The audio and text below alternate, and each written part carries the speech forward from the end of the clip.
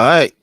Welcome back to the Run.down post-game show. I am Sam, joined by Tyrese. Knicks lose 139 to 124 in regulation to the Hawks. No, that is not an overtime score. Um Shooting was astronomical in this game. Defense was non-existent, as you can tell by the score. Um Knicks shot like 71% in the first half. They shot 59% for the game from the field and still managed to lose the game because the Hawks ended up taking like, I want to say, about 20 more shots than us, due to the fact that Mitchell Robinson, who was injured in the last game, is not going to be with this team for a while at the very least. And no one took it upon themselves to, get in the paint and rebound. So it definitely kicked our ass tonight, and it showed. It showed. Definitely it gave the Hawks more possessions. They got a ton of offensive rebounds, and they just couldn't miss. I mean, both teams couldn't miss today, but one team got more shots than the other, and you know that's pretty much what it came down to. I mean, I really can't offer any really real analysis with like this with most of this game because it just came down to both teams not playing defense for huge stretches and guys just making a whole bunch of shots. I feel like the Hawks made like a ton of more, ridiculous shots, I would say, or like we would have we as Jeff likes to say, we probably won the shot quality battle in terms of, we took better shots, but they made their shots. We didn't make our shots when it mattered most, especially in that there were two rough stretches for us, I would say. Um, there was the beginning of the third quarter where we gave up like a 16-1 run to the Hawks. We managed to come back from that. But having to come back from multiple runs, it feels like it's something that just exhausts this team. A team that is already, playing about like six guys really per night, I would say. Um, and the issue was exasperated even more because Grimes was in foul trouble. But yeah, I mean, Knicks lose. And the stretch coming up is not looking kind for us, especially with no Mitch. So, you know, um, how'd you feel about this game, Therese? I can't even say they won the shot quality battle because like the shots that the Hawks were getting off, especially in like the floater range where you know that Oh yeah, Trae Dejounte Murray Young, was just like walking into jumpers in the. yeah, like Dejounte Murray did not miss all game. So like I don't even think they won the shot quality battle. It was just a matter of like they could not play defense and drop. And yeah, Sims and Hartenstein suck and drop. I don't know why we keep running it. We couldn't rebound to save our lives. So many possessions ended just because like so many possessions could have ended sooner, but we just decided not to box out. Like you saw Dejounte Murray getting offensive rebounds, Trae Young getting offensive rebounds, and like one of their guards just sneak in, get an offensive rebound, and they would score off of that. I just there's just really nothing to like highlight because okay, there's one thing to highlight. Emmanuel quickly played well, but like other than that, I just and he only had 5 shots tonight, which is like that can't happen in an NBA game. Like Obi Toppin should not be shooting more than Emmanuel quickly in more than double his minutes. Oh crap! Sorry, my bad. There we go. Yeah, I don't know how much you've heard of that. That's my bad. But Nah, you were on. okay, cool. But yeah, I just there's just so much wrong with this game. Like the defense was just atrocious. The rebounding was bad. They couldn't. Um, they just did not play. Like they just did not want to defend Dejounte Murray. They didn't want to like. And then Trae Young got it going. Once that happened, it was just kind of over. Yeah, I mean, like the drop coverage, it really doesn't help when Grimes is in foul trouble and Mitch is out. Like that's when drop really works to its best with us because we have Grimes that's like good on the perimeter, and then once like he funnels guys into Mitch, it's like that's where we see it work at its best. But without those two on the court, it really stinks. And as you saw, I mean, it was a shootout today. I mean, they scored 139 points in regulation. Yeah, and I said that I don't trust the Knicks in a shootout because realistically, they don't have the horses to shoot out. Um, like we saw it happen where they go down to like a 13-0 run to start the third quarter, and at that point, like, yeah, sure, Julie's able to fight it back to where they have the lead at one point, and then they go down four, but then he has to come out of the game. Brunson has to take his rest because they're playing the entire third quarter, and then the bench unit comes in, and yeah, like the bench unit just can't keep up because it's like it's RJ who's I know he finished strong tonight, but like he kind of cooled off. And at that point, what are you supposed to do when that happens? They don't have the horses to come back in, and then you have to pull it back in Brunson, pull back in Randall. And at that point, they've gone cold, and they're already playing a bunch of minutes. So Yeah, I mean, it's just a recipe for disaster. This team's depth is really, being being tested right now. Um, but yeah, I mean, definitely some moves have to be made sooner, probably rather than later. Especially with the stretch that we're coming up against. I mean, this talks of Serge Ibaka. I really don't know what Serge Ibaka brings to this team, like at all. He's beyond good vet. cooked. He's Like, beyond he's beyond cooked. Like I yeah, just don't like understand that. it makes no sense. It absolutely like Serge Ibaka makes absolutely no sense for this team. Like, I know Hardenstein's bad, but like, come on, I like, mean, like if fans are mad at Hartenstein, you're gonna be extra pissed if you see Serge Ibaka getting minutes in dog. 2023. Like this is just not that's like the name I don't want to hear at all. Like honestly, like if you want to get a big, like get anyone else besides him, literally, Like you or hit up or DeAndre Jordan. Like don't get any of those two names. But yeah, like you can hit up the Magic. They probably have a big to spare. I don't want Mobamba, but like you give me Maga Preacher Boy, you give me like Jonathan Isaac. Oh God, we're that down bad, aren't we? Oh nah, my I'm not taking that guy, man. God. We He might be can that he can go screw himself. we might be that down bad. But like, yeah, I just the offense wasn't the problem. The team just I they mean, could the not offense was a compete. problem once they threw zone at us. I mean, this team is like a deer in headlights when they see his own defense. It's honestly like ridiculous. True, but like, yeah. Ah man. That I mean, this is a staple of Thibs being here, like them being bad at zone defense. No, man, I it's time to get the Taj Gibson trade going. Like, we gotta stop the bullshit. Pull the damn band-aid off. Give me some fundamentals up in there. Like, but yeah, I mean,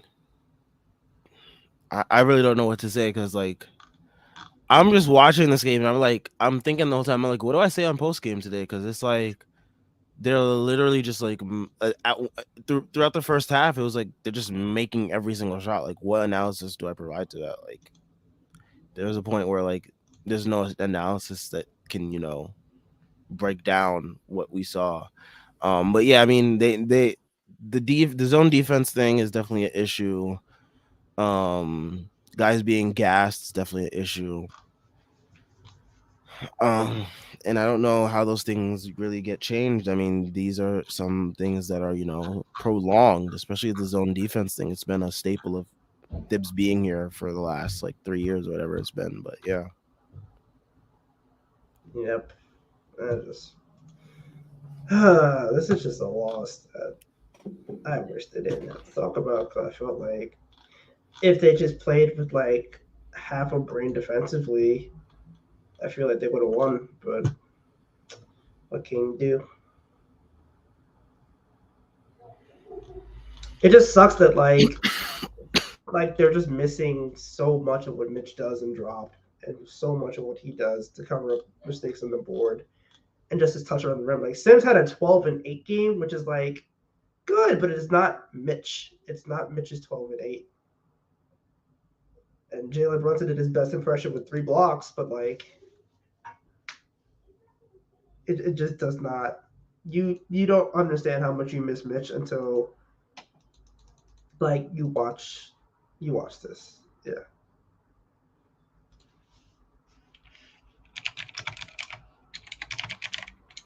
Yeah. Oh my gosh, I'm like losing my lungs over here. But you know what? We're gonna jump into the ad read early. I literally don't know what else to say about this team anymore.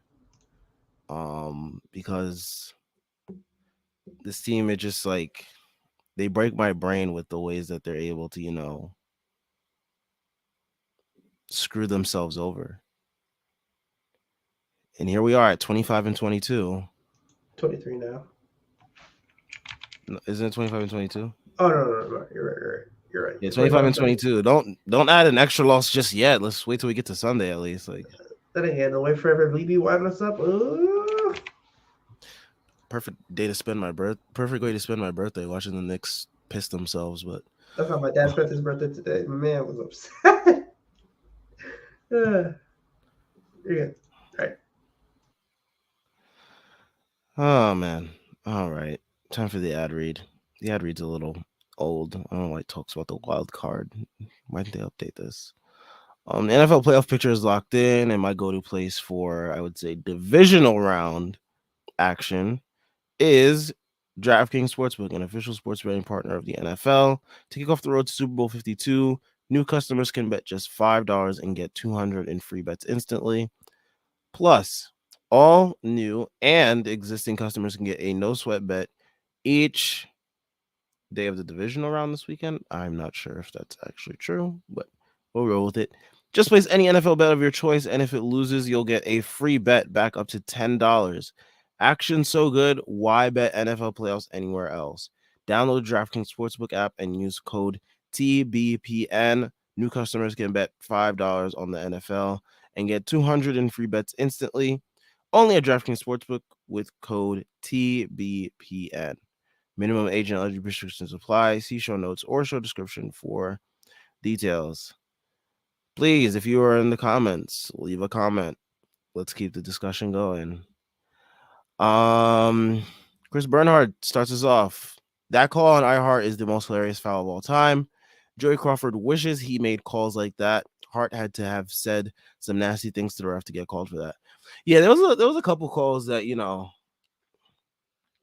that really kind of were befuddling, I would say, to say the least.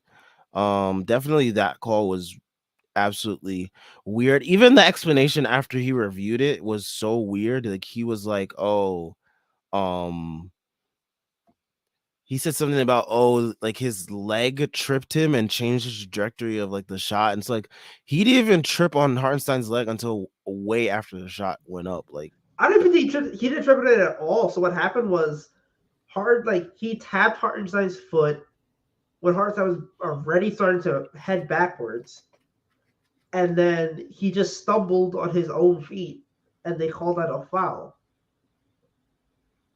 And I think they knew they made it up because then they gave Brunson the return foul at the end of the game, or not the end of the third quarter. So like, it was really dumb. Like it was just a really dumb call, and it made no sense. It made absolutely no sense, but they still called it. So also this freaking like flagrant call on quickly. I mean not quickly, but Grimes. I hate like the new flagrant rules. Like I understand it's like to protect dudes and whatnot, but like that's just so stupid. Cause like I feel like Trey, he kind of like extended himself on that like release. Um, but yeah, I hate that rule. yeah, it's when you extend your foot, it shouldn't count. And like they cracked down on the fouls last year, and they started to bring them back, and I just, uh, oh man, like the refing has just been atrocious, and oh man, My brain hurts talking about this game because this game was just Bernard's talking so. about this team. Yeah, that too. Like, I'm tired of playing in Washington and getting freak injuries happen. Like, we Every time we play with Washington, Mitch gets hurt, man. he just loses a finger. Like, I don't know what he did, but like somebody in Washington got it out for him. First it was the hand, now it's his thumb. Yeah. All right. Ace Bouchard is 59% from the field and 43% from three and still lost. I And mean, 27 assists today. So like they actually passed the ball, which is crazy to say. but the rebounding. Yeah, it was The the rebound. rebounding battle is where it matters.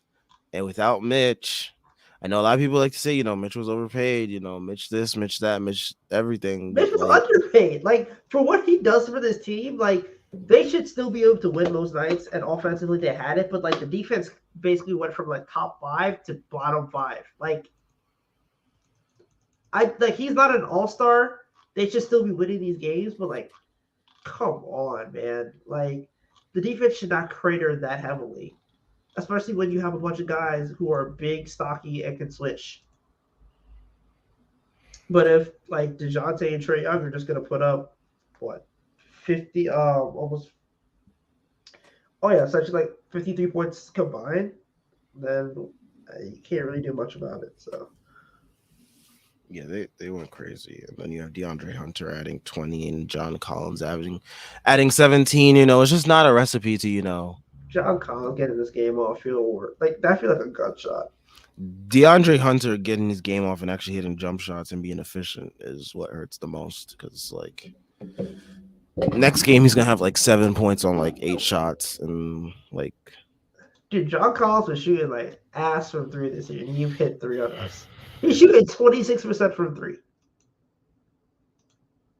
Like, oh man, like that's just filthy. That's absolutely filthy.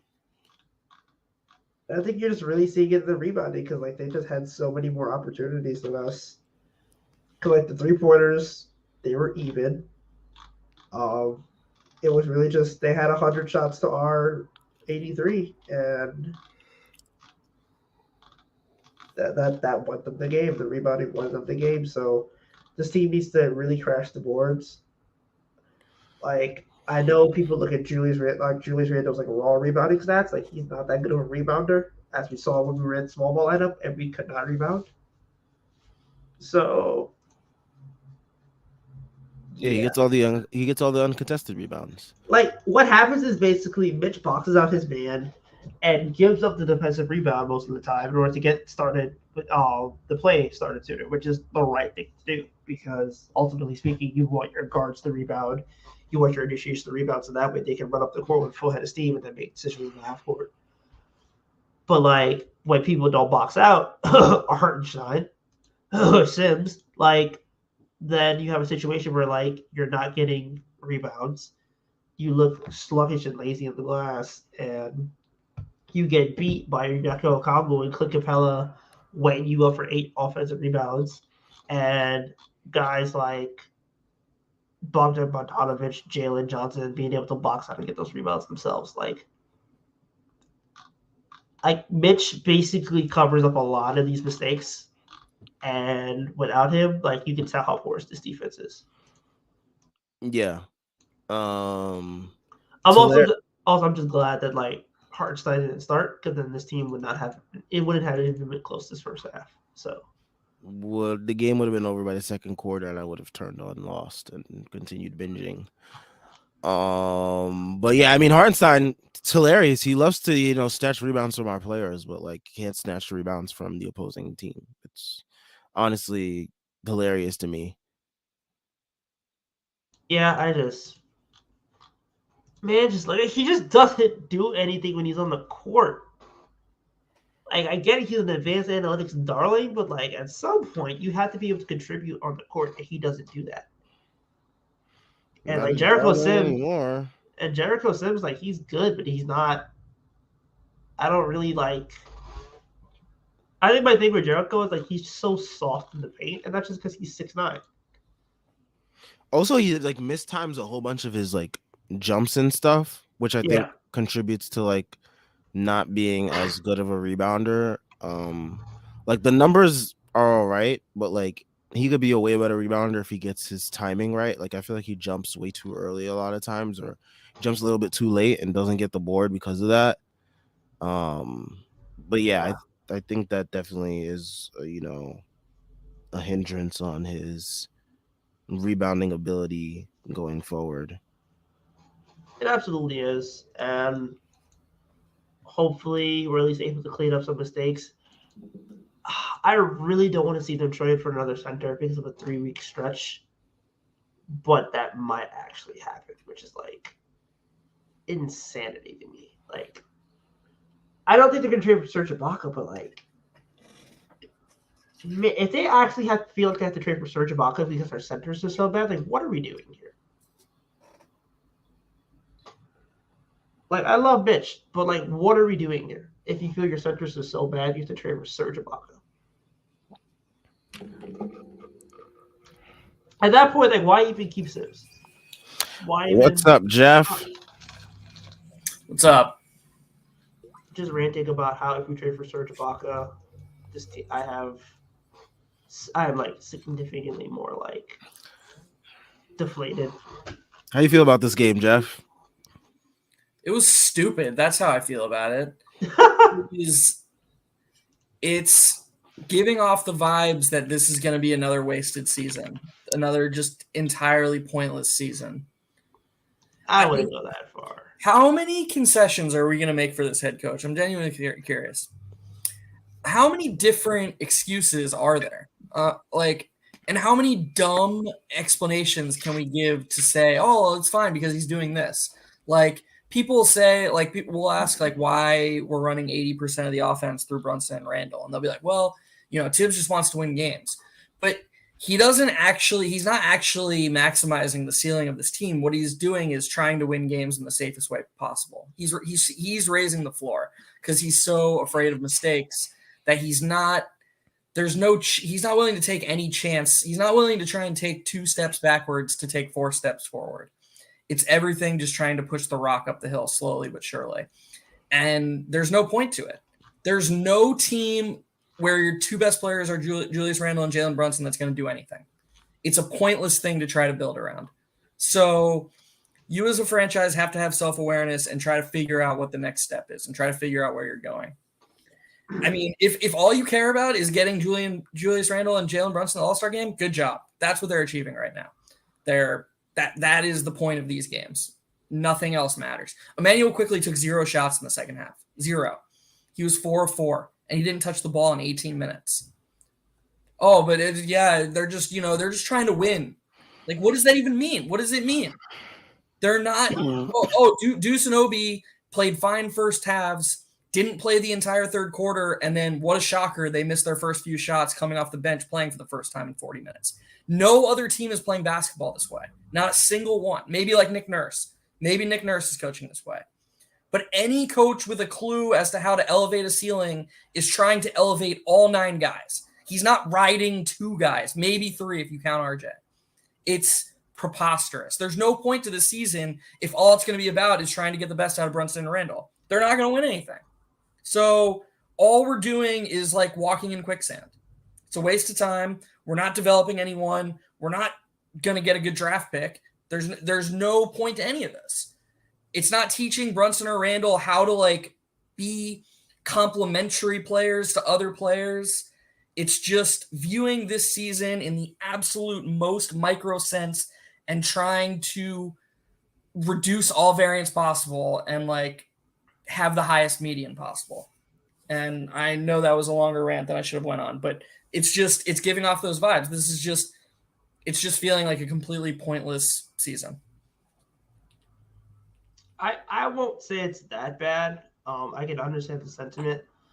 I don't think a season where you have 2 all-stars and we could quabble about like development of players. I still do feel like ultimately speaking, I do feel like Grimes is taking a leap. I feel like Quickly's taking a leap. Could they take bigger leaps? I absolutely agree with you there, but like I don't think you should like sell their development short. because of Tom Thibodeau. Because like at the end of the day, like there's still positive players impacting the game positively. And I do feel like ultimately they can impact the game more positively with a better coach, but they're still doing what they need to do. So like, yeah, I think quickly, Grimes. I think I guess I just think they could win 50. I think they could win 50 plus games this season. Like I genuinely think that the idea that like first of all, Fournier and Cam are good enough to be ninth men on any other team in the league. And they've basically been banished because they don't perfectly fill the role that Tibbs has etched out for them as ninth men. So now we're playing. Okay, get them out. They can't contribute anymore. And now you have Deuce, who's basically the ninth man right now. And he basically comes in for a few minutes at a time and just stands there and then until he eventually gets to take a shot. And then Tibbs gets tired of him 3 minutes later and puts Brunson back in. Again, we shouldn't be building around Deuce. I don't think Deuce is like going to be freaking all-star. Like, I don't even think he's like a good player right now. That's not the point. The point is that there's a team here that can be elevated and it can be a more democratic style of basketball, and the minutes can be more democratic and the rotations can be more versatile. There's something here if you're willing to take a risk, and we have just about the worst head coach for that, in my opinion. And I think I don't think Tibbs is like a bad head coach in a vacuum, but I do think he's a bad head coach for this team. And I don't get how anybody can watch this and not think that, because this is good for nobody. I mean, heck, you could make the argument it's been bad for RJ. Like, RJ was 6 for 6 at halftime. He went the first 6 minutes of the third quarter without a touch. So, I don't know. I appreciate your point, Tyrese, and I think you're right. You're more right than me, probably. I'm definitely reacting emotionally and frustratedly. The Grimes and Quickly stuff is well taken, but I do think we have a bigger problem here, and I just don't know what the purpose of winning 42 games in another season is. You still think they only win 42? Saying you're muted, by the way. Oh, yeah, I was dying over here coughing. But yeah, I mean, I've always felt like this way about Thibs. I mean, I've like stopped complaining about Thibs because I felt like it's been like futile at this point, because especially after the 8-game win streak, like I knew after that 8-game win streak, I was like, there's no way this guy is going to get fired at all. Maybe if we lose the rest of the games till All-Star break, because like we'll be giving up points as easy as we did tonight. Then can't maybe... even say that, because like he went 3-17 when the team was 22-21 last year. Very true. Around the same time of year, and he didn't get fired, and he blew like 5 games with 20-point leads. Very true. Very true. He's very much Teflon. I really don't know what it's going to take for him to get fired. So yeah, I mean, especially with the 8-game win streak, I was like, oh yeah, he's good. He's done. Like, I am going to stop even like trying to even like try to like even talk about him getting fired, or even try to imagine a scenario of him getting fired, even though I still will always feel like that's the best possible route for this team, just because like he holds us back in so many ways, and you see it on, like he does it in a different way like almost every night. And like when his back really gets pressed against the wall in these type of games, where we're like in these type of stretches of a season where we're like losing like consecutive games and we're losing in like really bad ways, you see him revert to like his nastiest of bad habits, and like it rears its ugly head in the worst ways possible. And that's what we're seeing right now. And, you know, until we start going on another stretch where we're winning, it's going to continue to look like that.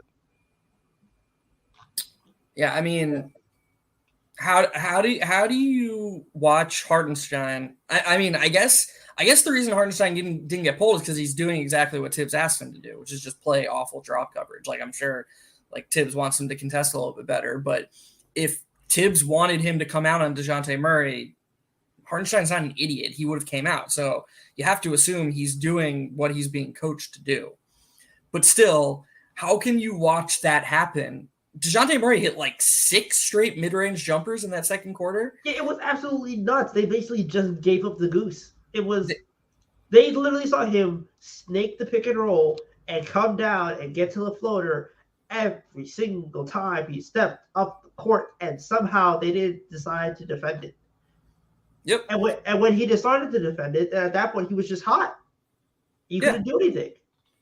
And then so Hartenstein does that, and by the way, adding nothing on the defensive glass or offensively at all. Obi's having his best stretch in months.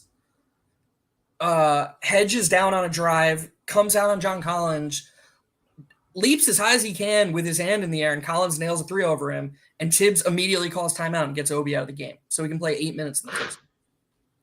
Like, why does his back have to be pushed in the fourth quarter to try Obi and Randall? Why can't he just have any feel for the game and just be like, oh, Obi's playing well, Hartenstein's not playing well. How about we just try Obi and Randall now? Like, why did we have to give up all momentum at that time to keep Hartenstein in the game? I actually think he put Sims back in the game, but whatever, to keep a rim protector in the game. And you know what? It's defensible when it's Mitch. Not defensible. It's optimal when it's Mitch, because Mitch can actually do things that nobody else can do. We're learning that right now, how valuable he is. I'm sorry. You can't tell me that Jericho Sims and Hartenstein are out there doing things that Obi can't do. He's like physically. I don't believe it. I don't believe that they're doing it. And even if it's close, I don't believe that they're more capable, even remotely as close capable offensively as Obi would be if he was given 20 minutes to get his feet wet and get his feel for the game. Like, this shouldn't be a close decision at all. And it goes back to the thing with Tibbs that always drives me crazy, is that he creates this paradigm where you have to prove you can, the guys he doesn't like have to prove that they can stay on the court and do the things that he likes. And the guys that he does like have to play themselves off the court. So like with Obi, when we're talking about Obi at the 5 next to Randall, the only thing people have decided that matters is rim protection and rebounding. We never talk about the benefits, ever. It's, oh, well, that team would get killed on the glass. As if Jericho Sims and Hartenstein aren't getting killed on the glass, and we can't seed those negatives elsewhere, where we can't counteract those negatives elsewhere. It's all about, he's basically gaslights us as a fan base to only think one way. And so that's why I sound so crazy here. I don't want to talk like this, but there's nothing else to talk about in this game. What are we going to talk about? Jalen Brunson and Randall's 50 shots? Like, yeah, great. They put up good numbers with a bunch of shots. Brunson had some nice passes. There's nothing to talk about. All there is to talk about is this game that Tibbs has created. The defense, the rotations, everything. The first domino is who our head coach is. So, like, not even to mention how they handle zone defense, which led to our downfall in the fourth quarter. Exactly. Yeah. Another one. Which has always been, shortcoming of Tibbs' tenure here. Because he doesn't preach ball movement. Like, nobody knows how to pass. I don't understand it. Like, it's so crazy. All people do is ISO and dribble, and it's just never ending. It's so crazy. It's, man. Yeah, I wasn't here for the Wizards game, but for the Wizards game post game, I know Schwinn and Tyrese had that one. But yeah, I mean, that one was another interesting game as well. I mean, I stopped watching like in the fourth quarter and turned on Lost. Because I knew I wasn't gonna be on post game, so I was like, I don't have to watch this game. And yeah, I mean, if I didn't have to watch today's game, I would have been watching Lost as well. This team is just it's been so miserable lately. I mean, like the 8-game win streak is gonna be like the peak of the season. How do you not let your bench guys share the court with your starters somewhat? Like, you think, I say this every game, it's so frustrating, but like, if you don't think Deuce and Obi, and to a lesser extent Hartenstein, are good enough, like if the first time they screw up, you're gonna be like, oh, well, they're hurting us, I gotta get them out of the game. Is there not any chance that playing with Jalen Brunson instead of Deuce McBride might help Obi? Is there no chance that playing with Julius Randle instead of Obi Toppin might help Deuce McBride? That's the whole point. Like, that's the whole point of mixing and matching these versatile players. the whole goal of the game isn't to just only help these two players who are going to be your all-star. You're trying to make the team as good as possible. I don't understand.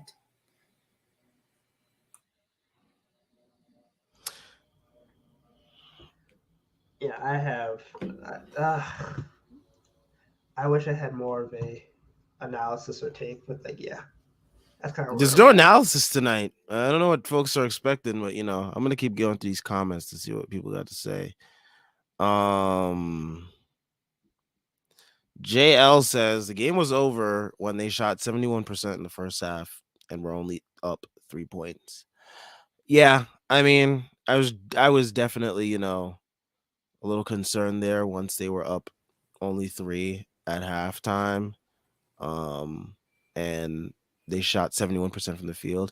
Shooting 71% from the field, I mean, that's incredible as a team to do. But Dude, the non RJ Randall Brunson shot 22 for 31 for the game. They shot 75%. Every player on the Knicks not named RJ Randall or Brunson shot 75% tonight. So I don't want to hear like how incompetent the bench is and how like they're not given any chance to get any rhythm.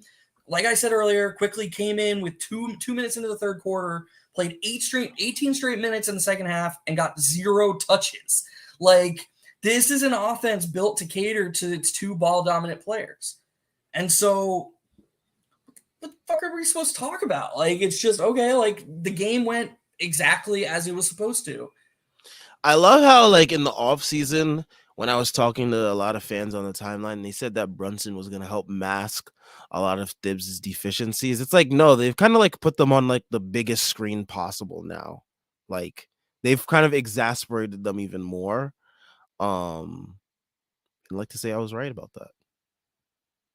So, take that, motherfuckers. Yeah, the whole like thank God we have a point guard thing is just I'm so glad I was on that. Like we were on that early. Is like that's just it hasn't been that way at all. I don't know what people are watching. Brunson isn't like organizing the offense and like getting everybody involved. No, it's just relentless isos and pick and rolls, and he's a really good basketball player, so he makes it work. But I mean, if you think that's what's best for the team, then I think I have a different view of basketball than people who think that we're optimizing this roster right now. And damn it, that's my quarterback. Yeah, I mean, okay, so you know what, Tyrese, that's a great comment because every time I say that, I feel shitty because it sounds like I'm hating on Brunson, but like, it can have that vibe, but he's doing exactly what's asked of him, and he's like leaving everything out there. Like, I love that guy.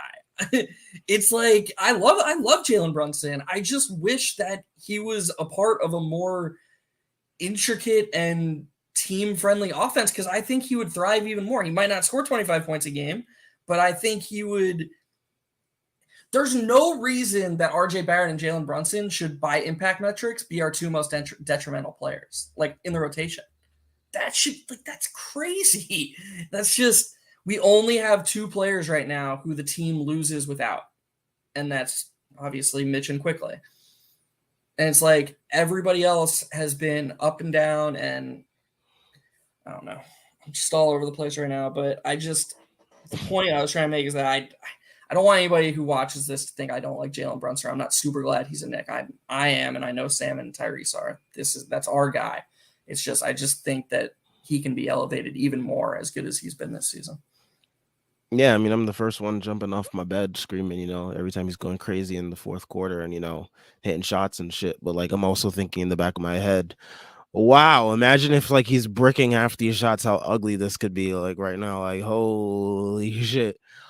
Because like, yeah, I mean, that's a possibility. I mean, we've seen it a whole bunch of times where, his shots aren't falling and, it turns into, let's set up Randall in the mid post and, pray for the best. But when it works, it's just like, Jesus Christ. Like, it worked tonight, and he almost single-handedly gave us the lead in the third quarter for like a brief respite before the stupid-ass Hartenstein foul. But that's not good basketball.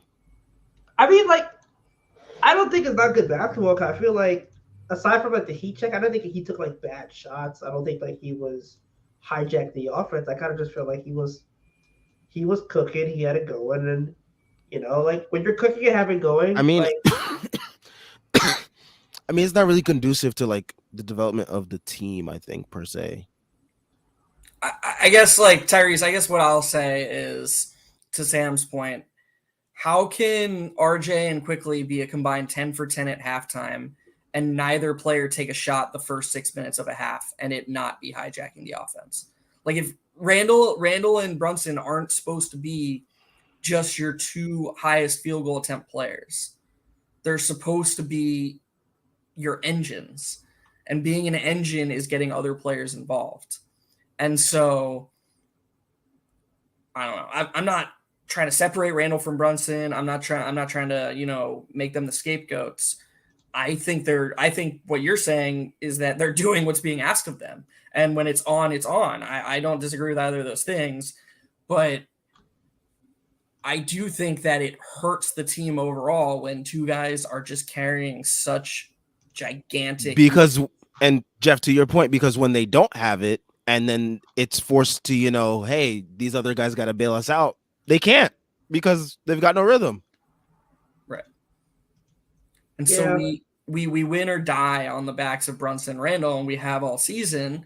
And this is why I got on here and went on that long, probably stupid rant. I don't really see a ceiling for that. So I don't know what the point of it is. Like, I think we can all agree that if this team is ever going to seriously compete and Brunson and Randall are on that team, we're going to have a better player than Brunson and Randall, right? agreed. So wouldn't the smart thing to do rather than just ride them until the tread comes off the tires be to try to like get them to play not be like complimentary to somebody else, but to at least like play a little bit more of a team friendly style of ball that gets them used to that? I don't really know how to explain what I'm saying, but I think it makes sense in my head. I think what you're trying to say is like you want them to be able to like scale. Yeah, that's a great word. Like you want them to be able to play up or play down depending on like game state. You don't want them to essentially operate on like 30 usage every game, which makes sense. And you don't want them to also operate in a context where if they're lower usage, just because there's another guy with like 35 usage who's just on a heater. And I agree with that. Like I think ultimately speaking, the process stinks. I think how they're putting up these numbers, like that process is just like not good. But at the same time, it's like it's hard. Like I can understand the qualms about ball movement and such, but I also kind of feel like it's hard to ask. Okay, I think without the shooting, it's harder to like kind of preach ball movement because like there's no drive and kick opportunities on this team. Straight up, like Brunson drives in the paint, he kicks it out. If it's not like Grimes or IQ, do you really trust anybody taking that shot? Not me. I trust RJ on a pure drive and kick. I trust him as a catch and shooter. I don't think he's elite. I don't think he's great, but I don't think he's meaningfully worse than Grimes or Quickly, or especially Quickly. I trust Grimes the most, and I know Quickly's been. Correct me if I'm wrong, but I feel like Quickly's number is bogged down heavily by how bad he's been on pull-up threes. I think he's actually been good off the catch. He's like 32. He's like 33% for the season, and I think he might. Yeah, I think you're right. Yeah, but I don't think there's a huge meaningful difference between RJ and Quickly. I think Grimes is the most reliable, like by far. I mean, also I think they missed Burks dramatically, and also they missed Fournier shooting. Last year's shooting because he was like a 40% shooter on volume. So, what do you think? I mean, we don't have to talk about this for too long, but I've seen multiple people say that. What about? I know besides just being a good basketball player, what do they miss about him? Like what stylistically? Don't just say he's good. I agree he's good. So I think like the big wing that can like do some like playmaking as well as hit like open threes and shit like that. and like he's a passable defender. So I think that type of like archetype just to take away like the pressure, just to like share that responsibility with IQ in the second unit, so he's not the only like reliable ball handler and scorer. Because I feel like IQ has that burden of the second unit being the only guy that's really reliable scorer and um ball handler. So yeah. Yeah, I mean, It's a shame we can't trade for him because of, stupid rules. And there goes Tyrese. I guess I just part of me is glad that Deuce is. Let me restate. If I felt like Deuce was actually like going through speed bumps, um, I would prefer Deuce even though he's worse now. But the fact that I don't feel like Deuce is being allowed to grow makes me understand longing for Burks because it's similar. It's sort of similar to it's sort of similar to what we might see with Jericho Sims. Like, I think I think bringing in Serge Ibaka would be absolutely pointless and terrible for this team. But on some level, if Tibbs isn't going to let these young guys like have growing pains and evolve, I sort of get it because like there's no point to playing Deuce 8 minutes a night because Brunson playing 40 minutes a game is probably more harmful long term than not getting Deuce 12 to 15 minutes instead of 8 minutes is. So I sort of get the Burks thing, and to a lesser extent, I get the Ibaka thing. But I think the thing with Burks is just like a 40% shooter who could dribble past shoot and was a legitimate release valve for that unit is missed. I think that's why they're basically looking for whack Alec Burks and like, well, not whack Alec Burks, but like mini Alec Burks and like someone like Eric Gordon. Not to mention like he gave you shooting variance that this team straight up just doesn't have right now. Like he can hit 5 threes in a game. He can win you a game. Like you literally saw it in like game 1 in the playoffs where like the guy was our leading scorer. You saw it like in that Detroit game last year where like he put up 34. They don't really have that kind of play on the bench aside from Quickly. And when Quickly is like the only one capable of doing it, it kind of hurts the bench unit because like Deuce, you're happy if Deuce gives you 10. I just wish we didn't have to view it that way. That's like just hearing you say the bench unit makes me cringe. No other team thinks that way. They're not like that guy. There's this guy on Twitter who I feel like makes smart tweets a lot. His name is like Paul something. Paul Gill. Yeah, he tags me in tweets a lot, and he responded to some Tibbs post-game presser like last game or the game before, and he was like, "I've never heard a coach talk about players on his own team with such divisiveness the way Tibbs does." Because Tibbs in that, and I watched the interview, Tibbs was like, "Yeah, we really like the minutes the starters gave. We just got to get that bench unit going." And like, I feel like 27 out of 30 other coaches view their rotation as guys who can all be switched in and out for one another for the most part. Obviously, there are people you have to be rigid with, like Mitchell Robinson can only play center. But still, the point is, I just wish we didn't even have to have conversations about like, oh, what can we do to get the bench unit going? Like, you know what would get the bench unit going is if Julius Randle was playing with the fucking bench sometimes. That would get the bench unit going. But no, Julius Randle and Jalen Brunson play the entire third quarter. Deuce and Obi sit on their ass for 30 minutes, and then it's like, go do it. And like, yeah, almost anybody would struggle under those circumstances. That's not what any of these guys are used to. And I don't know. I just don't think it's the players. Like, that's just, I know I'm predisposed to think that way because I've never been the biggest Tibbs fan, but I just think that these bench guys actually are good players and to varying degrees, especially Obi.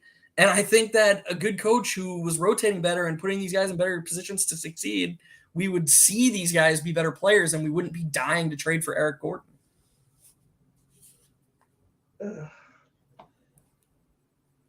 Sell me on Obi Toppin. Like being on this team long term for the future. I can't. Yeah, like I like Obi. And I've had this conversation with Schwinn. I've had it in our Discord. I I think in the year 2023 in the NBA, if you are a questionable shooter, questionable defender, and you essentially need pick and rolls ran for you in order to like realistically be effective, I question how much of a floor you have as an NBA player. I'm not saying Obi Toppin is a bust. I'm not saying Obi Toppin is going to not flourish out of this context because I do think that he's going to be better on another team when he goes on another team because I think at this point we kind of expect him to be on another team. But my thing is, I don't know how high his ceiling is, and part of that is Tibbs, but part of that is also just like in 3 years, I don't think he's really taking a meaningful skill leap, and I didn't think he had one in the first place because realistically, a lot of his skill set coming into college with the NBA was he had a post game. He doesn't have a post game in the NBA. We saw him trying to post down like I think it was Jalen Johnson. yeah, Jalen Johnson, and then like Jalen Johnson basically just bodied up, and he couldn't get anything going. I think the fact that the shot isn't as good as we thought it was going to be coming into the league. Like I know he's shooting around 34% this year, but like for the last 2 months or so, he's basically at like 28%. So he started out 42%, and then after that game in Minnesota where he hit 3 threes, he's essentially been like 28%.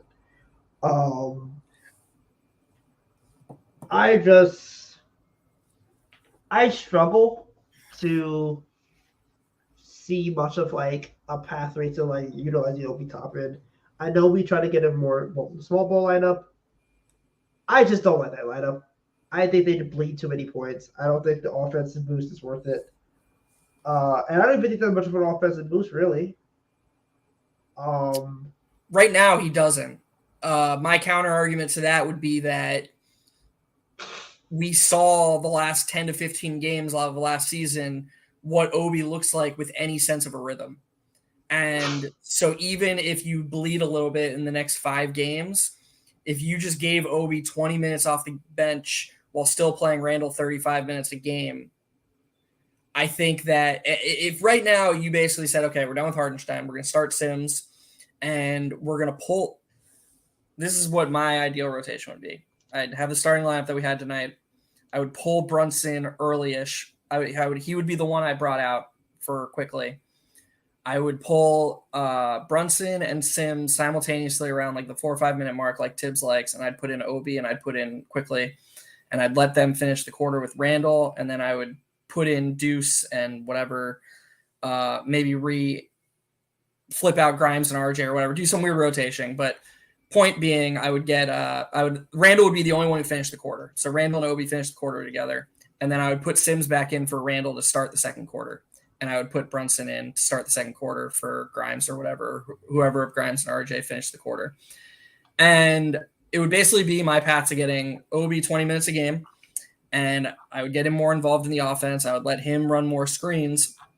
And I would bet that him within the flow of the offense more involved, playing more minutes, would eventually in 20 games or whenever the development comes, impact the team to a meaningful enough degree that it's worth taking a step back. That would be my bet.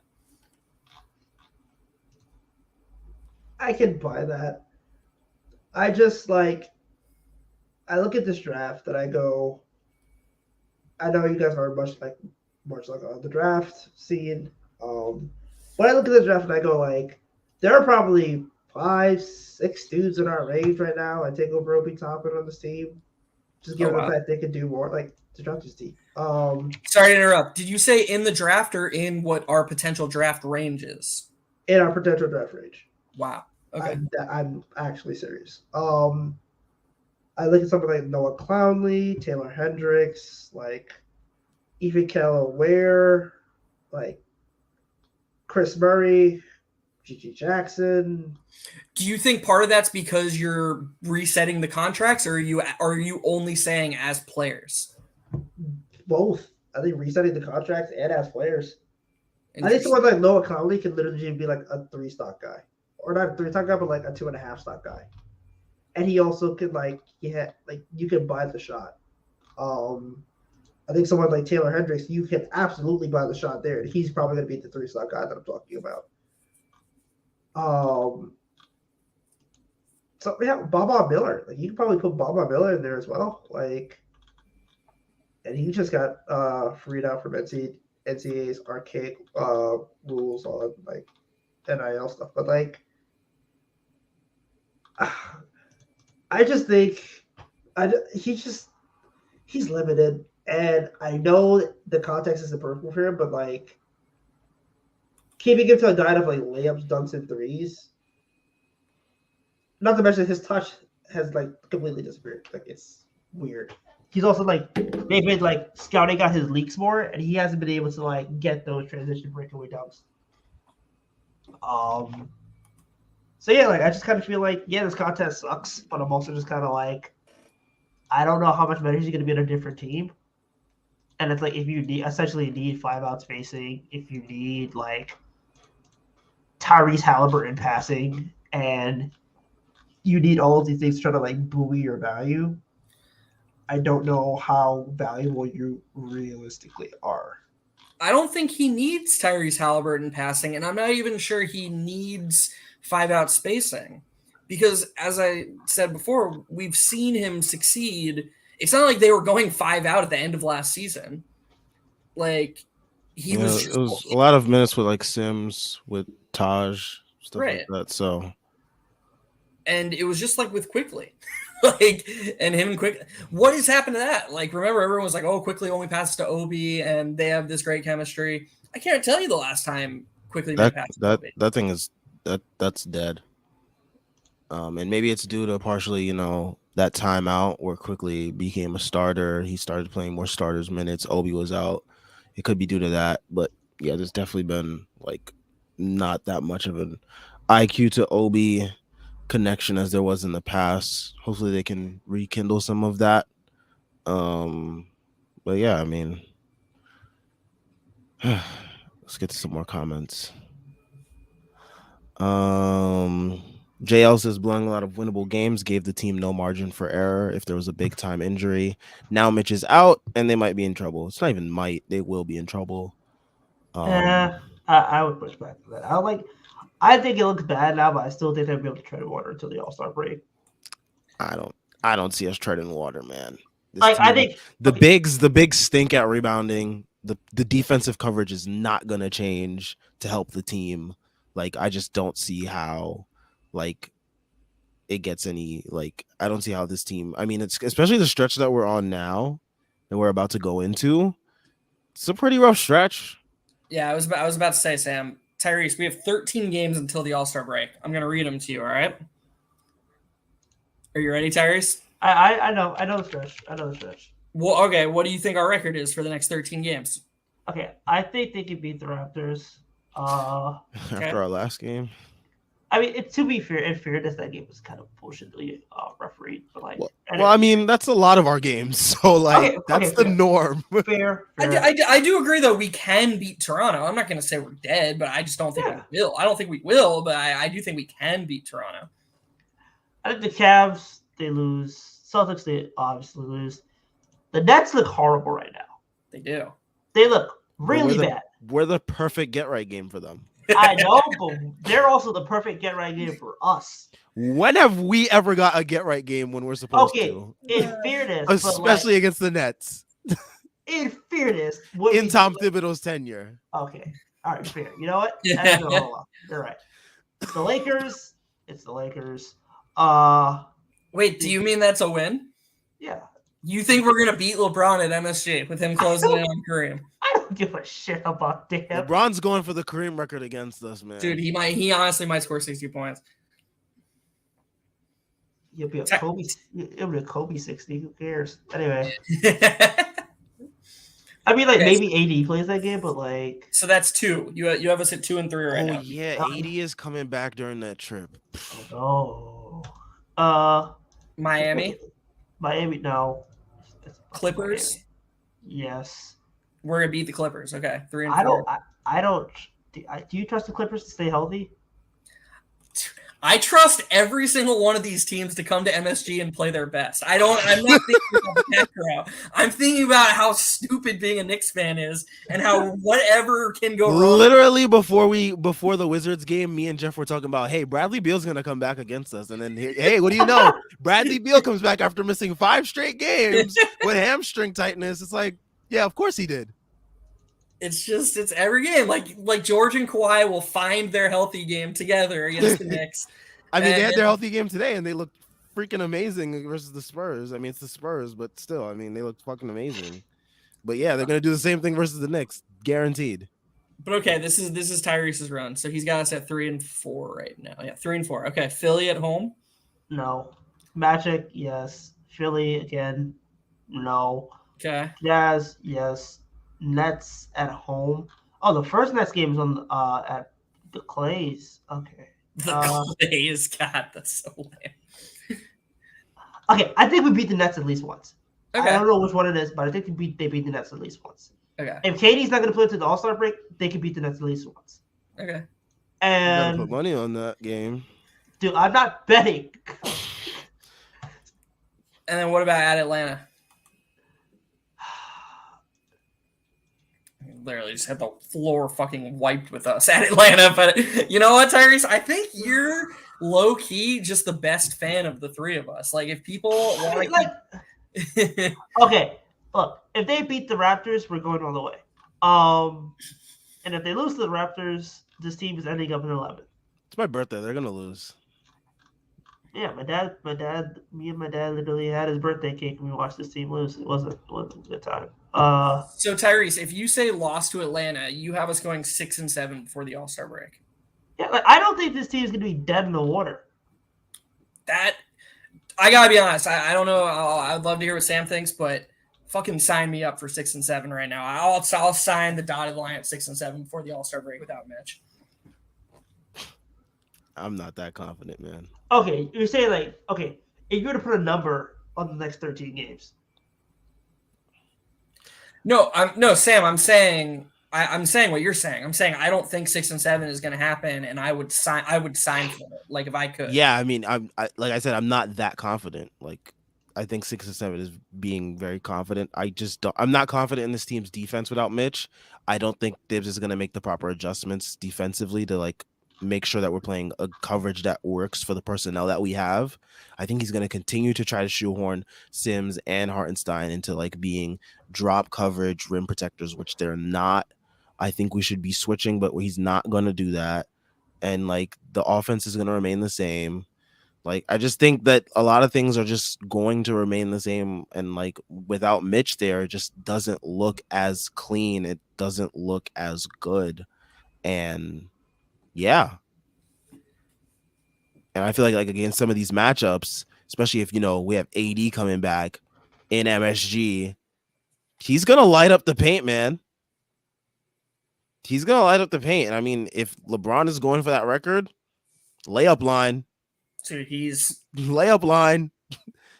Layup line. Jericho Sims, God bless you, man. I know he's clutch, but, you know, he's not going to show any mercy in the paint. I would bet on 4-9. That would be my bet. Yeah, I was gonna say 4 wins looks like the most like possible route, I think. Like would you agree with this, Tyrese? I don't think a single one of the rest of the games before the All-Star break is a game that will be more than save like crazy rest, you know, assuming some semblance of health. I don't think the Knicks will be bigger than a 2-point favorite in any single game. Like by the books. I think 3 against the Magic. Man, in Orlando with how they've been playing recently? Oh, that's in Orlando? Yeah. Mm-hmm. Oh, okay, that'd probably be even. Right. Never mind. I was thinking Utah. Like Utah in 10 games, if they keep kind of sliding, we could be favorites versus them even without Mitch, but maybe not. I don't even know. Yeah, I can see it because they might be starting to ship off people. So like, and we're gonna be betting underdogs at Toronto versus Cleveland, at Boston, at Brooklyn. LA will probably be a pick 'em. We'll be dogs to Miami. We'll be dogs to the Clippers if they're healthy. We'll be dogs. We're not dogs to the Clippers. I don't know. I'm not saying, I mean, if you want to bet it, you can, but I'm just saying we will be betting dogs. So if both Kawhi and Paul George play, there's a 0% chance we're betting favorites by the books. They just Okay, fair, but I don't trust both of them to be playing that game. Yeah. Then again, this is also the Knicks, so. And then we'll be dogs at Atlanta, and we'll be dogs versus Brooklyn. And so with both Philly games, we're going to be easily betting dogs in 10 of the 13 games left. Like, I don't know. This is a very scary stretch to me. If we go 6-7, like you said, that would be, again, sign me up. Yeah, I mean, that would be amazing without Mitch, especially like, for how much he provides on rebounding and defensively. I feel like ultimately speaking, I do think that it's their first game without Mitch. I do think that the players, I don't think the scheme will adjust, but I do think the players themselves can play a little bit better than what they showed. And ultimately speaking, the team has 2 All-Stars. If they go 4-9 during this stretch with 2 All-Stars, that's got to Nothing will happen. Nothing will happen. Nothing will happen. But they're 2 All-Stars. God, this is going to sound like such hate again. I hate it. They're 2 All-Stars by the manufactured way with which we run this. We're learning right now that you could argue Mitch is the most valuable player on this team. Like, all the impact stats say it. Like, the Knicks are like 15 points per 100 better with versus without Mitch compared to Brunson. So, like, yeah, we have 2 All-Stars, but we also have a player who's missing who might be more valuable than the other 2. So, I don't know. I just think that's a little arbitrary. Like, and I'm not saying that they're not All-Stars or that they're not good players. They are good players. But how conducive is the style with which we're playing to winning basketball games without Mitchell Robinson? I'm a little bit more skeptical. All right, let's get to another comment real quick. Sam and Tyrese, one more thing since we're all on this agenda. First of all, somehow in this game, Emmanuel Quickley was +2, which makes no sense. He played like the whole game. We lost by 1 million.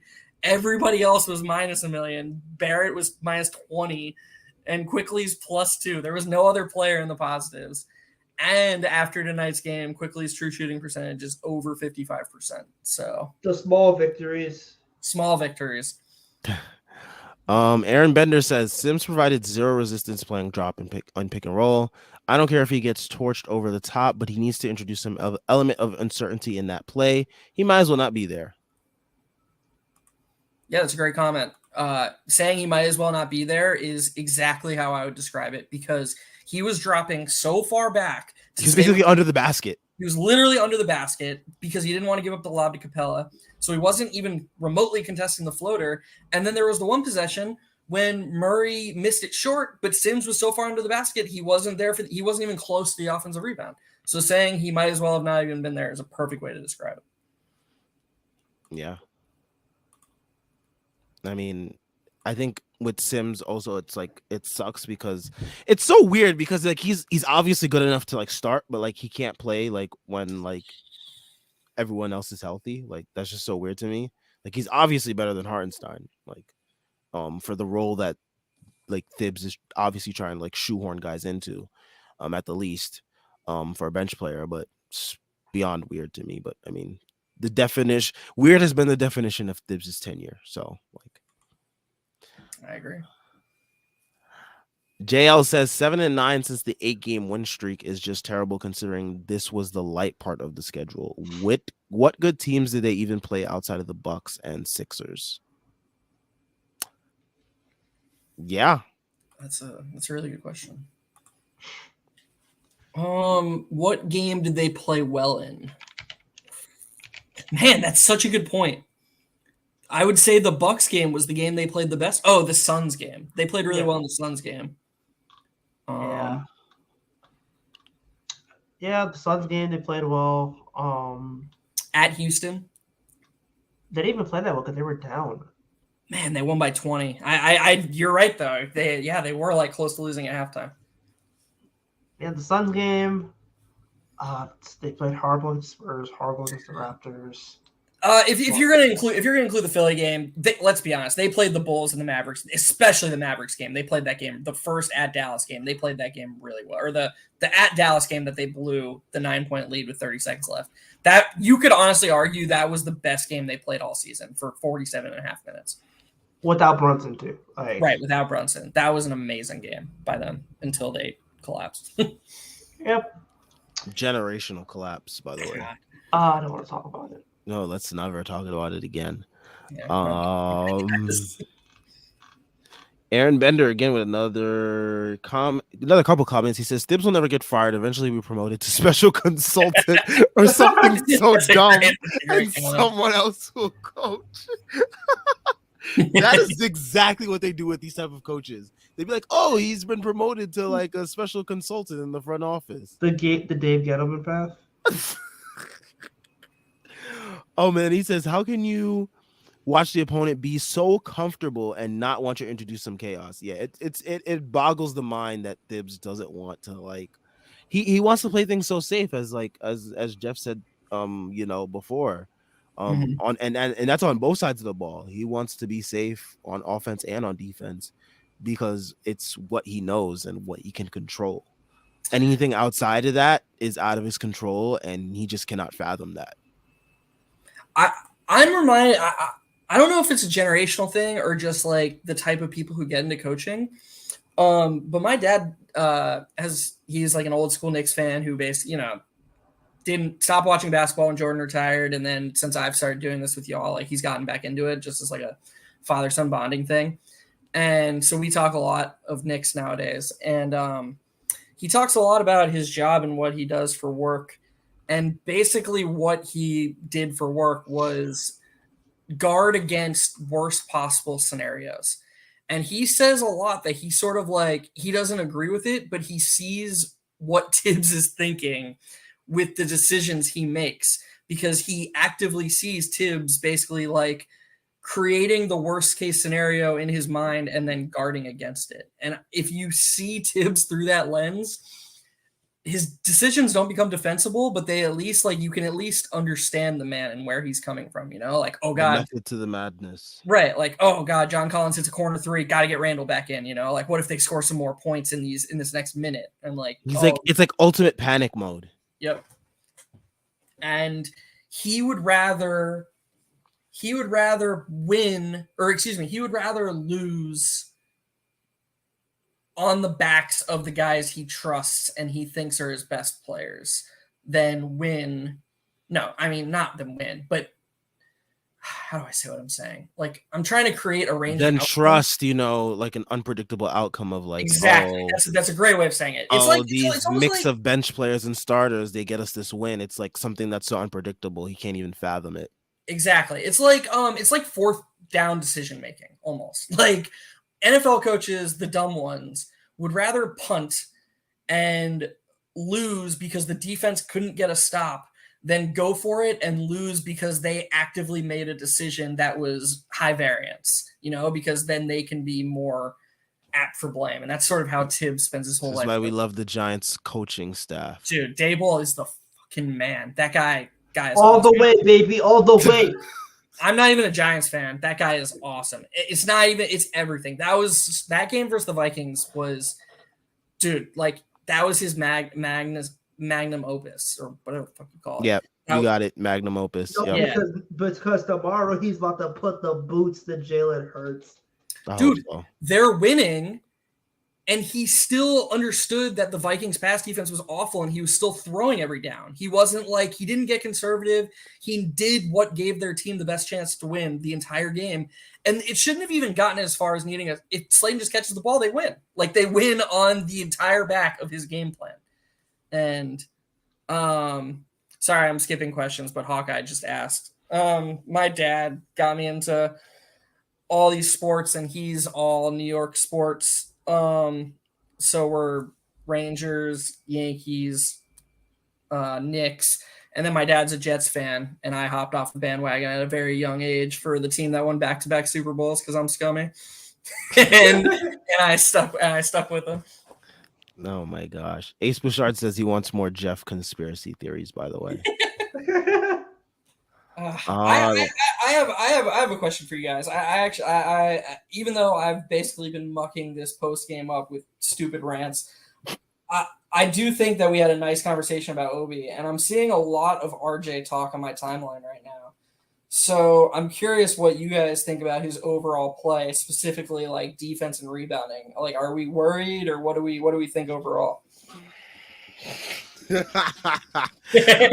Oh This man. would get Tyrese going. So I mean, I genuinely don't even complain anymore because it's sadly become the norm that it isn't what it's supposed to be. I'll say that. but when you say that, Sam, is it in a sense of He's all supposed to be right, better than this. this is disappointing. This is disappointing that he's underachieving, or do you think that it's year 4? Is it year 4? Yeah, it's year 4, and shit, like the writing, like this might just be who he is. Like, where are No, you? I don't think it's what he is. I think it's what he's settling for because we've seen him be better than this. Bullshit. This is what he fucking On said. defense and rebounding, we haven't seen him be better than this. Tyrese, don't lie. Boy, Come he on. moves like he's a molasses. What are we talking about? He Anyway, was definitely better on defense. to be serious, he was in the much league. better on defense to start last year. Yeah, he decided to jack up the last 2 years, and now he's moving like Exactly. He's a So I'm quicksand. saying he can be better than this. It's just a matter of Because like Drew him- Hanlon needs to be investigated for fraud, grand larceny, extortion. Like that picture that we used for like Julius Randle, and that gif for like the bunch of the crimes in the background. Put Drew Hanlon's face on that, and every time RJ Barrett can't navigate the screen in 2023, just put Drew. Just put that up because like, okay, honestly, you put quickly the starting lineup over RJ Barrett right now. Like that starting lineup is better. I mean, or Grimes. He's better than both of them. He just is. Yeah, but like I would honestly do like I would take the defense at this point because IQ's defense is all world. So Right. yeah, like I think at this point, like he is. This is. I think we're close to saying this is who he is. Like he hasn't given me any hope that he's somehow going to be better than this. Like maybe he gets a touch more efficient, but like the passing is not where I want it to be. The rebounding comes and goes. The effort comes and goes. He does not battle for boards at all. Yeah, and like I don't know what happened because at one point he was really battling for them and then he just stopped. Julius Randle rubbed off on him.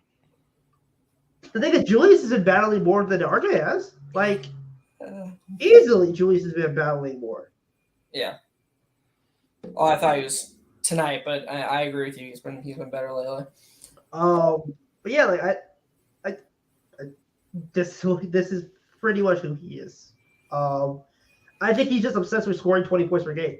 Like that article that came out last year, where he was like, "I want to be a 20-point per game scorer." Like, as long as he's scoring 20 points per game, you think RJ Barrett really cares? I don't. Man, So yeah, like, sucks. and like I said it before, I said it 2 years ago, I said it last season, I'm saying it again. Ultimately speaking, like when RJ and Randall were both introduced to the team, they were essentially fighting for who was going to be in this team long term. Add Brunson into the mix. Now you see Brunson's an all-star, you see Randall's an all-star. Ultimately speaking, he's the odd guy out, and he's the big dude who's going to be like, he's the guy who's going to be traded. Like, I don't really think there's any debate on that. I don't see this front office really trading. Like, if they didn't pivot off Randall after 2019, and they didn't pivot off him after 2021, there's no way they're pivoting off him now. Yeah. And you obviously know Brunson's not because they tapered to get him. So they tapered together. I will say this. I believe this for a long time because I'm a nerd who likes analytics and impact numbers and stuff like that. This is probably the most, if you assume what you just did, Tyrese, that Randall and Brunson are here to stay, this is probably the most entrenched I've felt that the Knicks' top 4 priorities should be Brunson, Randall, Quickly, and Mitch. And again, my Twitter name is Frank Barrett. I love RJ. I want him to be great. And I think he can be great. I think there's a path to him being great. This isn't me being out on him. I think right now the starting line, I think based on what you said, the starting lineup should be the 4 I just said plus RJ. But that's a different conversation. But RJ has to, this has to be his personal moment to improve the non-scoring areas of his game, to go on that Jimmy Butler trajectory. Because the truth of the matter is Brunson and Randall are better scorers than he is right now, and they're better engines than he is. This isn't to say that RJ can't be a better engine down the line, but as long as Tibbs is the head coach and he's dying to win every minute of every game, Brunson and Randall are going to be options 1 and 2. So RJ can either check out and we can begrudge Tibbs for not getting RJ more involved, which, okay, that's reasonable for us as fans. But if he wants to be as great, this is also an opportunity for him to say, I'm going to try to be as great as I can at, catch and shooting, at drive and reacting to closeouts, at really focusing on protecting the defensive glass, getting a body on a man, and on being a wing defender that can be relied upon. Those are the 4 things that he should be focusing on more than anything. It shouldn't be expanding his bag like they say on Twitter. Like, it's not helping. Got to get more wiggle. Right? It's not helping him. He needs to get better at the ancillary things. And that takes some self-awareness, and it takes taking a step back. I guess we'll see. I will say tonight, there was a stretch in the third quarter when I thought Quickly and RJ, like a 6-minute stretch, when I thought Quickly and RJ really locked in on Trey and Murray at the same time. And I thought they did a really good job. And I was like, man, we should just be seeing this more often. It was like the best defensive stretch from both of them of anyone in the entire game. That includes Grimes, who's usually great. I was really impressed with what RJ gave during that tiny stretch on DeJounte Murray. He used his body. He was fighting around screens. And just seeing that almost makes you more frustrated because you want to see it more. Because it's there. Because you just saw it. And it could be there more often if the guy just, does it. Like, that's all it really takes. Hawkeye 420 says... so I asked you guys a few games ago if our process was sustainable because we were so reliant on iso ball and shooting. Is this all actually sustainable, or are we about to miss another play-in? I don't think it's sustainable. I never think this style of play is sustainable. It's arguably one of the worst styles of play ever, literally. So I don't think it's sustainable. Whether we missed the play-in or not, I'm not sure. I think we can still pretty be in that because it's really jam-packed there. So I don't really think there's like really a way that you can really fall off unless like you really go on like a 3-17 stretch like we did last year. Dog, if we go 3-17 with this, like with Brunson, Randall, like, dude, nothing's gonna happen. Nothing's gonna happen. Nothing's gonna happen. Nothing's gonna happen. We've literally seen the worst of this team. Last year. Nothing's gonna happen. I'll say it though, Sam. I'm a little bit. I don't think we're gonna go 3-17, but I think if we do, or if we have a stretch that's not that bad but bad, I think there's enough teams behind us that are trying to win that we can miss the play-in. Bulls, Hawks. The Hawks are half a game behind us. They're passing us during this stretch. I think that's almost a given. Mm-hmm. The Bulls with DeRozan are going for it. They just are. They're not. If they're going to trade Levine, it's going to be in the offseason, right? Tyrese, correct me if I'm wrong. It would be. Right. They trade him though. They probably trade DeRozan before anything. I saw a report the other day that like the only person they were like keeping untouchable was Caruso. I was like, what the fuck? Like, that's such an odd name to be like, All of Knicks fans just cried. Shriveled up. The Bulls are 3 games back. I don't think it's crazy. The Bulls have been better lately. I don't think it's crazy to say that they closed the gap. So Hawks and Bulls all of a sudden were the 9 seed. The Raptors and Wizards are 4 games back in the loss column. And like, again, maybe one of them or both of them makes a trade before the trade deadline. But as currently constructed, both of those teams are at least going to try when they're playing. Like, they have enough good players that if the Knicks go, 5-15 or 6-14 in their next 20 games, I don't think it's crazy to think that one of them passes us. This team's going to be 8th at worst. I do not care about the Bulls or Raptors, man. I'm sorry. Yeah. I don't like the Raptors are 6 games below 500. Man, Sunday post game, Tyrese. I'm gonna be watching from wherever I'm at.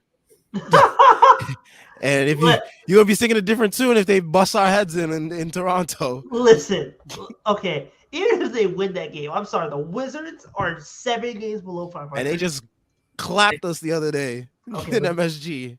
All right, again, like, I'm not saying they can't beat us individually, but I'm also saying, like, come on, like, I ain't sleeping on no one, man. We stink. We fucking stink. All right, man.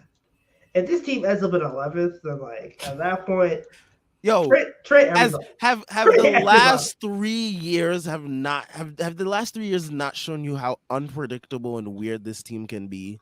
From the 2021 to the 2021 season where we go on this miraculous run, to last year where we go 3-17 and the coach doesn't get fired, to this year where we start off shit, we go on an 8-game win streak and we continue to be shit. I mean, has this team not shown you like how unpredictable they can be? Nothing, literally nothing is out of the realm of possibility for this team.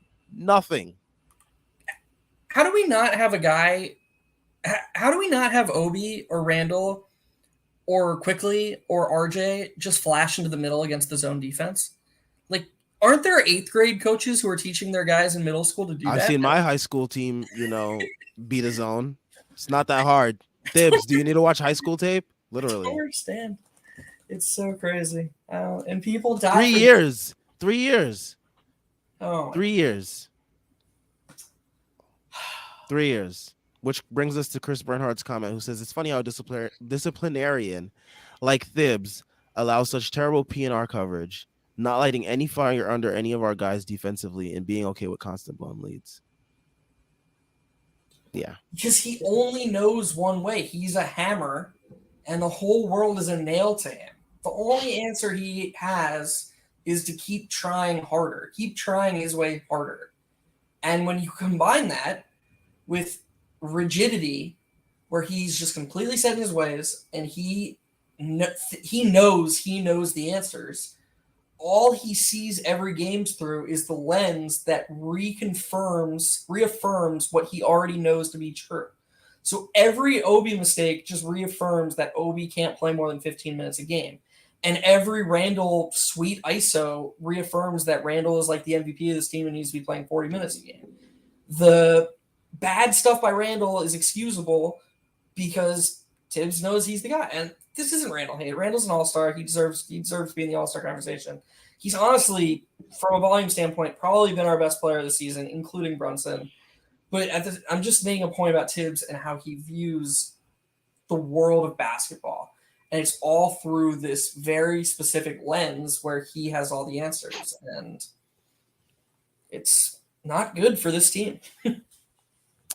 We got a great string of comments here. I just want to highlight.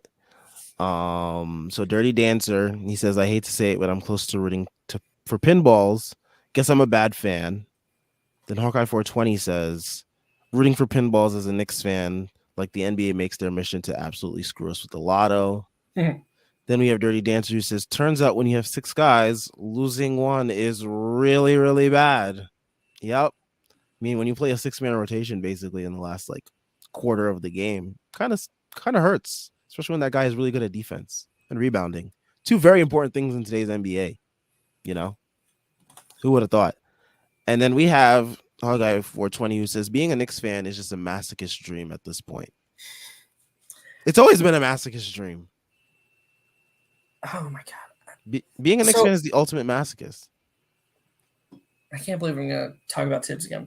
But you can't lose Mitchell Robinson and then just say, how do I do the same thing just with the 3rd string guy? There's no other coach in the league. Like, the Lakers didn't lose Anthony Davis and then say, okay, Thomas Bryant, it's time to be Anthony Davis.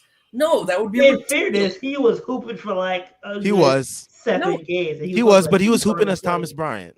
He was True. hooping as Thomas Bryant, and he was hooping as a complimentary player in a totally different role.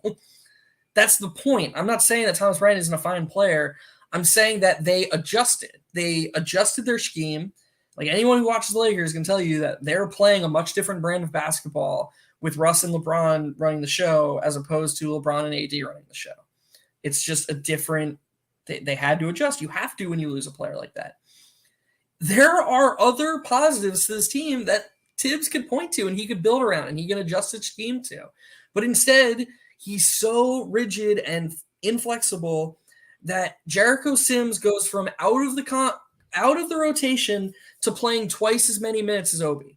Tell me how that makes sense. Tell me how it makes sense that a guy can go from 0 minutes a game to almost 30 and playing double Obi's minutes. In what short or long-term paradigm does that make sense unless you've created a world where no matter what, you have to have a paint-down center on the court? That's the only world it makes sense in. But it doesn't make any sense in any logical, actually trying to win the game and maximize your ceiling standpoint. It's just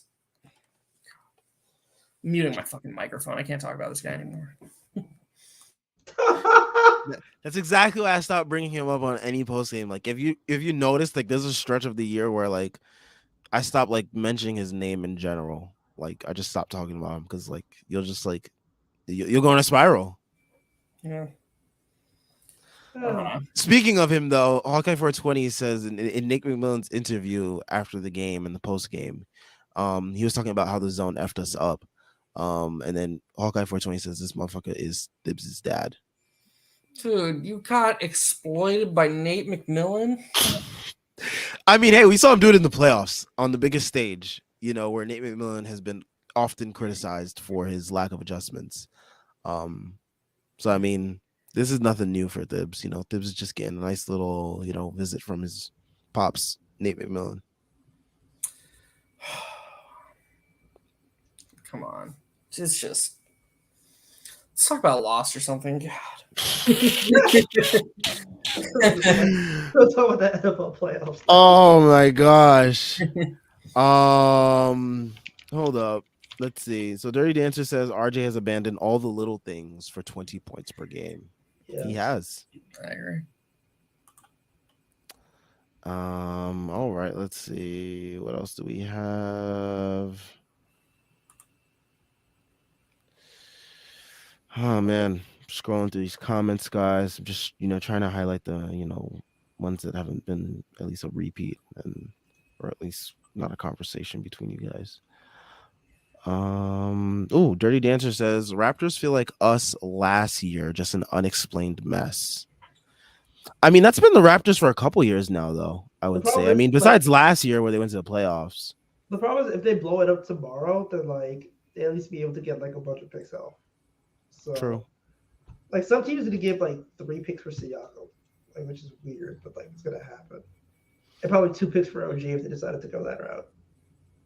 It is such a weird thing how perspective like shapes. Like it's weird to me that it's just widely accepted by the league that all of Van Vliet, Gary Trent, OG, and Siakam have like this crazy good trade value. And they're like, shouldn't that be a good team? Like if everybody wants all these guys, shouldn't the combination of them be better than 20 and 25? And like, if nobody wants any of these Knicks players, if Julius can't fetch a friggin' first rounder, which I know he could now, but like everybody's laughing at Grimes and RJ is this overpay. How are the Knicks better? It must be Tibbs. Must be.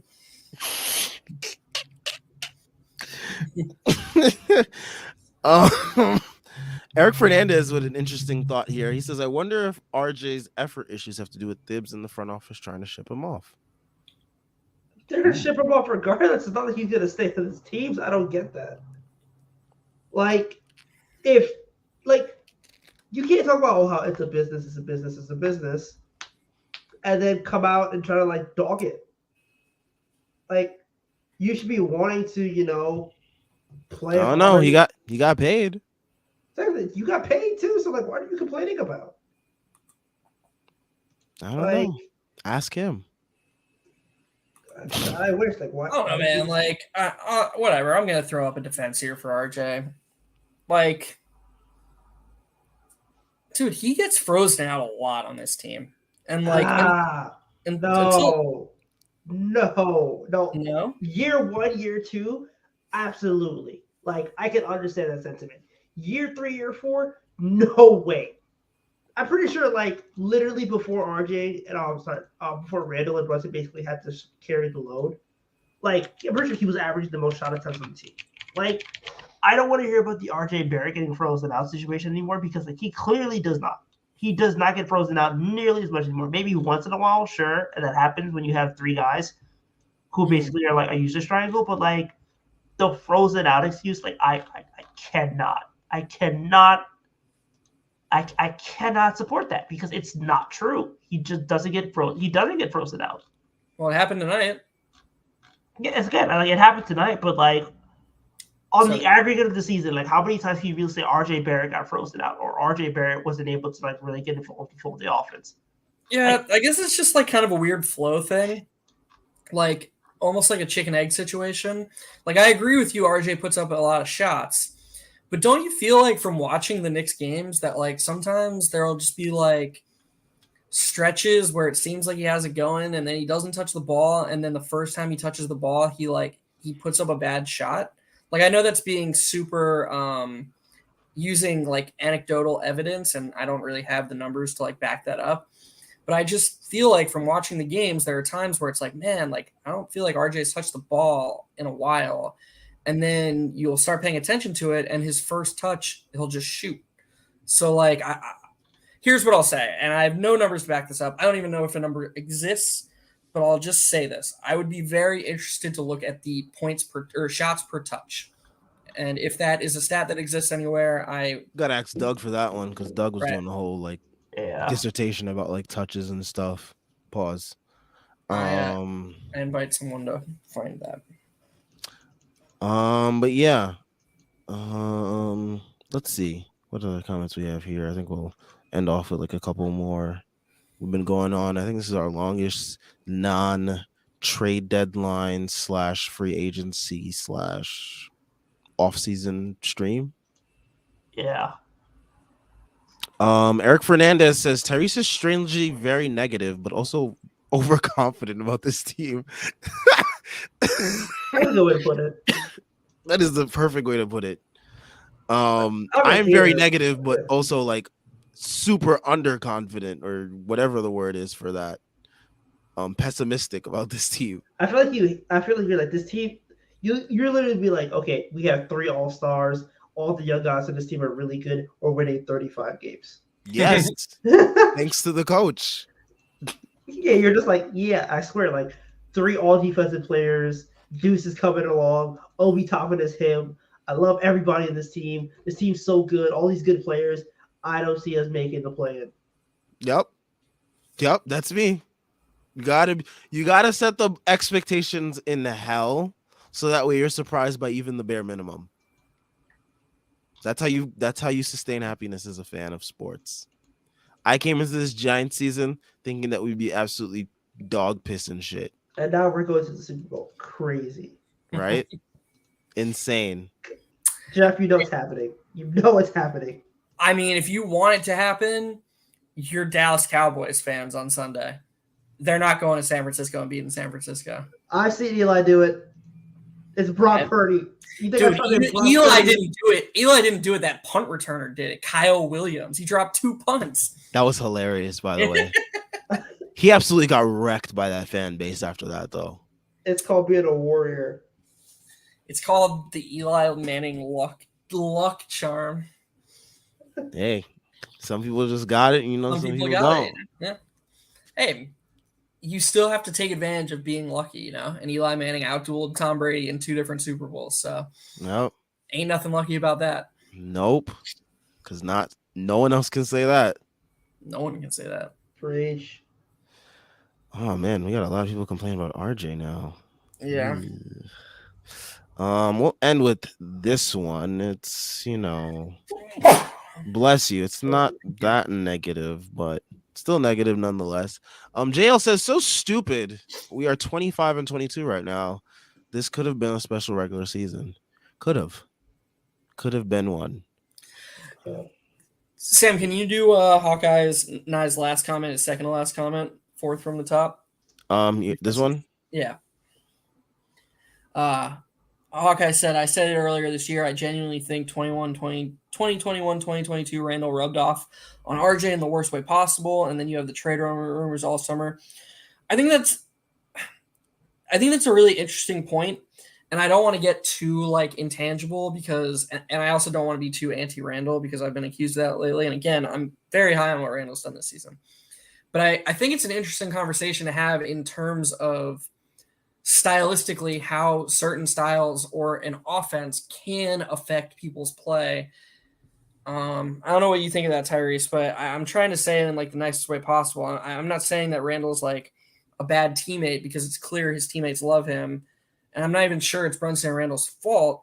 But I think what I've been trying to say all time long is that this style has collateral damage and it impacts the teammates who aren't the main cogs in the machine because Randall and Brunson are guaranteed touches no matter what. They're the two guys who, no matter what happens, the possessions are going to the ball is going to hit their hands relentlessly. And unless you're, like you said earlier, Tyrese Halliburton level creator, the role players asked to fill in around that, it's going to be a lot more scattered. And so I don't know if I'm on board with what Hawkeye is saying about from an attitude standpoint, but I do agree with the general point that there is fallout if, stylistically you're not playing a super team-oriented brand of basketball. Hawkeye 420 also says he meant that that RJ saw Randall get absolutely rewarded for the worst behavior. Well, that's definitely true because RJ knows he's not coming off the court, really. He's gotten that. We've seen games where we're literally begging for Thibs to take him off the court because he's not playing well and he's getting all these minutes. So yeah, he knows he's gonna absolutely play. So he doesn't really have to put his best foot forward all the time. Yeah. Which is what Randall did.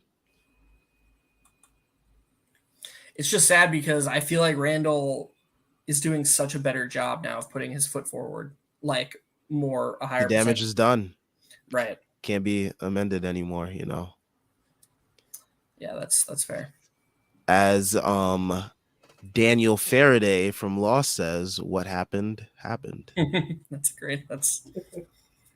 Oh man, if you know, you know. Yep. I think that's the best place to end it. Let's see. Knicks' next game is Sunday on my birthday versus the Raptors. I will not be here on post game. I will be celebrating elsewhere. You guys were so right. They just flashed a stat. Thomas Bryant is averaging 16 and 10 on 60% shooting his last 12 games. Yeah, he was literally putting up 20 and 10 at one point. He's starting to pull up now. He's eating. Yep. But yeah, next game will be Sunday. I will not be here. I think Jeff and Tyrese will most likely be here for post game. I will be watching the game though. I won't be watching it at my house, but watching it somewhere. Let's since you guys are the Giants fans, let's get some weekend predictions for the two games from you two. What are you thinking from a Giants Knicks perspective Saturday and Sunday? Hoping they can sweep the weekend again like last weekend. Yeah, that would be nice. Yeah. I think the Giants legitimately have a chance to win this game. The Eagles just something about them feels off. I think they're banged up. I think their defense has been called into question lately. And I think the Giants just have a bunch of momentum. And they're playing like they have a bunch of momentum. And they're playing with house money.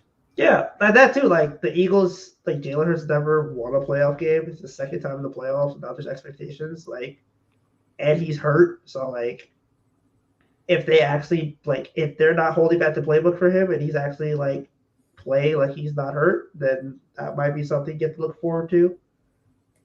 And the fact that they were able to win without Saquon touches, Like Saquon barely touched the ball and they were able to win. So like, I also think that we've never put our best foot forward in any of the 2 games that they've seen us in.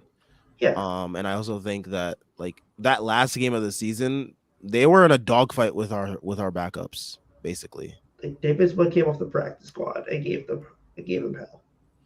Yeah, so I mean, I feel like with us being fully healthy, I think we'll be able to put up a good enough fight to, stay in the game with them and even come up with a win. Not to mention Dable punted that first game. Dable 100% punted the first game because he ran 2 formations all game on offense, and then he basically pulled Saquon in the fourth quarter. Yeah, they're gonna be trying some shit in this game. He wasn't kneeling the ball on 2nd and 10 though, so he wasn't. We've seen Fair. worse from the Giants. Fair, but like I think Dable kind of knew they weren't winning that game anyway. No, I was making. Yeah, I know. And then like he was like, okay, we need to win Washington. So like, Leonard Williams didn't play. Yeah, like Leonard Williams didn't play. I think Adoree was hurt. McKinney was hurt. Basically, just Julian Love back there holding the defense together. Like, so yeah, I think that Dayball. I'm not surprised. I think Dayball is just a better coach. So like I like Sirianni, but like Dayball's a better coach. Like, look at this team. Like this is literally like their 5th, 6th string are like our 2 and 3, and Isaiah Hodgins from Bill Practice Squad was our 1.